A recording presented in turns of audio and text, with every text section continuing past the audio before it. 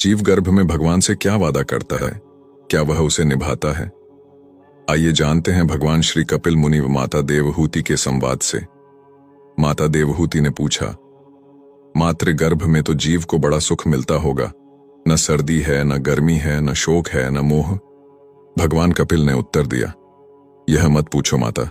मां के गर्भ में जीव को जितनी वेदना होती है उतनी न पहले कभी हुई थी उसे और न कभी आगे होगी। गर्भवास समम दुहकम न भूतो न भविष्यति। इतना कष्ट होता है।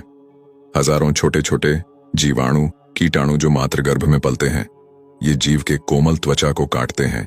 जीव तड़पता है, बिलकता है, पर वहां कौन सुने?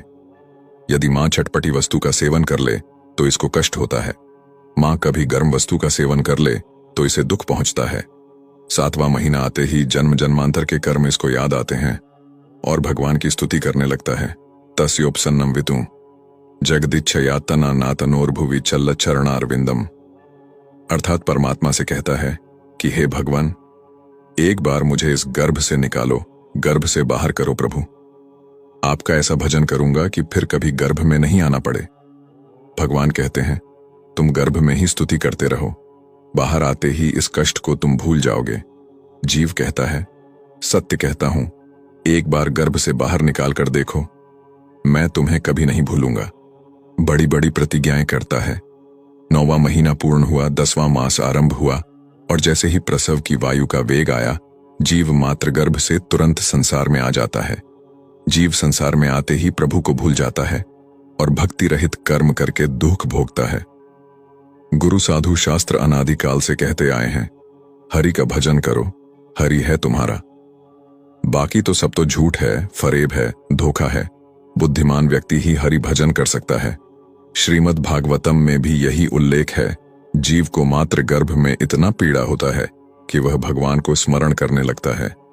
सोचिए कि हमें कोई अगर बंद कोठरी के अंदर 1 महीने के लिए रखेगा तो क्या होगा? हमारा शरीर अनित्य है, पर अंदर जो जीवात्मा है वह कभी नहीं मरता है। क्योंकि जीवात्मा भगवान का अंश है, इसलिए वह भगवान को हर समय स्मरण करता है।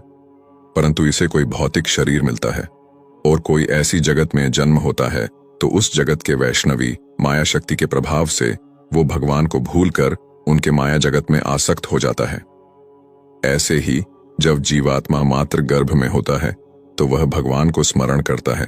फिर जब वो गर्भ से निकलकर संसार में आते ही उसका कष्ट कम हो जाता है।